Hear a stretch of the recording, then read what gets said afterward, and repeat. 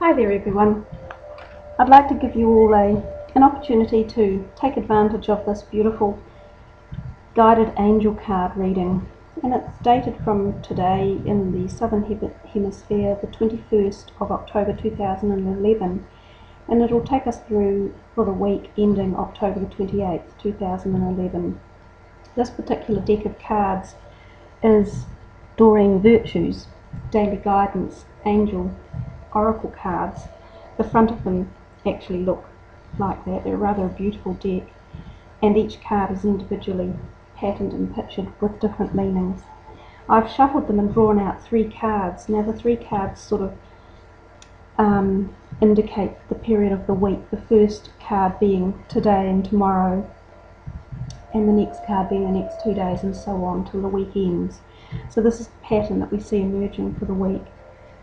Now the first card is giving and receiving, and that card, when it shows up, generally it's suggesting that we're a little bit out of balance in our lives at the moment with the whole giving and receiving concept. Some of us may have been giving too much and not receiving enough, and when we get out of balance, it's like everything in the universe, it ceases to flow properly, and when your flow stops, then everything sort of feels as if it's come to a halt, and your creativity takes a grinding halt and everything. So if you've been giving too much, you might feel that others are taking advantage of you, and if your imbalance is in the receiving end, you may feel a little bit uneasy or guilty or even depressed. And there's fairly simple things you can do about this. Remember, you're never alone. You can actually always ask your angels for help or guidance. They're around you all the time, and they're incredibly powerful and positive, energetic beings.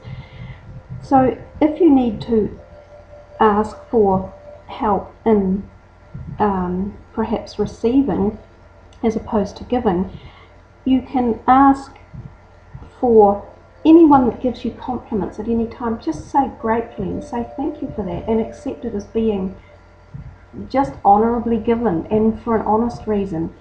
And if you need to be a bit more balanced in your giving, it's so simple. Just a smile even is a beautiful gift to give someone. It doesn't have to be a costly or a time-consuming act of giving. Just even thinking about someone in a positive manner is the gift of giving. So they're really easy to do. So it would appear that we've all been perhaps a little bit out of balance in the giving and receiving dominion. So just by watching the angel cards and taking on board the message, we can maybe lighten ourselves a little bit in that area. The next card that came up is the play card. And this is also telling us, and it's such a beautiful card to look at, it's about going back to the child in us really, and becoming a little bit more fun again. We are in fairly serious times cosmically, and we know that, and we feel the pressures of the universe around us, and the problems of man and humanity.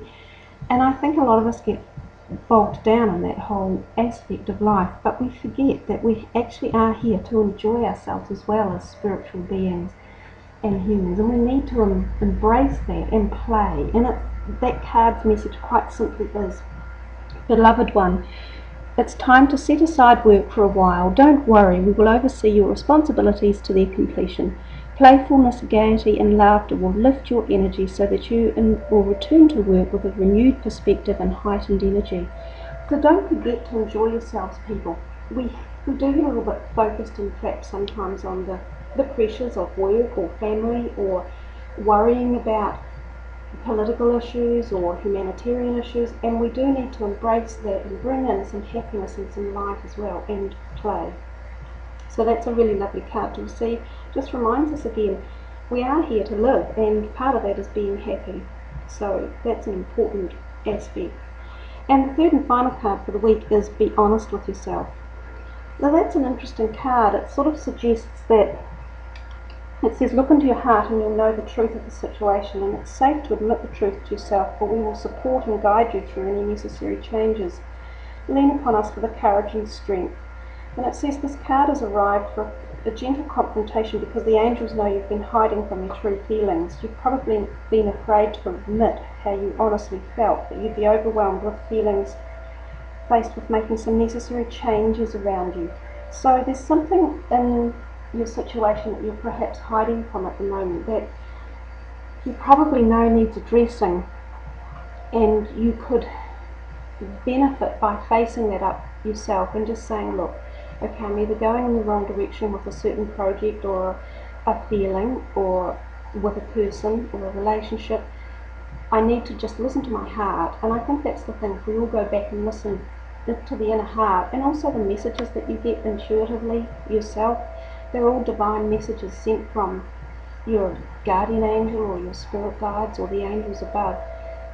As I said earlier, you're never actually alone, and if you learn to ask for help a little bit more often, you will get given help and answers along the way and support where necessary, and amazing things can happen. And people can walk into your life just at the right moment to be there for you, to help you make the decisions or to make an obvious choice clearer for you. So that last card towards the end of the week is saying that you do need to face up to something that perhaps needs a change in your life, and it may not be major, but all the little things, as we know, they all stack up to make the bigger, greater whole, which in turn, when that's functioning, everything flows better. It says trust your own feelings, and if others don't agree, just don't worry about what the others are saying. Always remember that you're on your life path for you, and it's important that you make your decisions based on how you feel. And don't give your power away to others. You are the controller of your life. And avoid getting caught up in the illusion of this is the way it is, because things can always be changed. There is always room for change.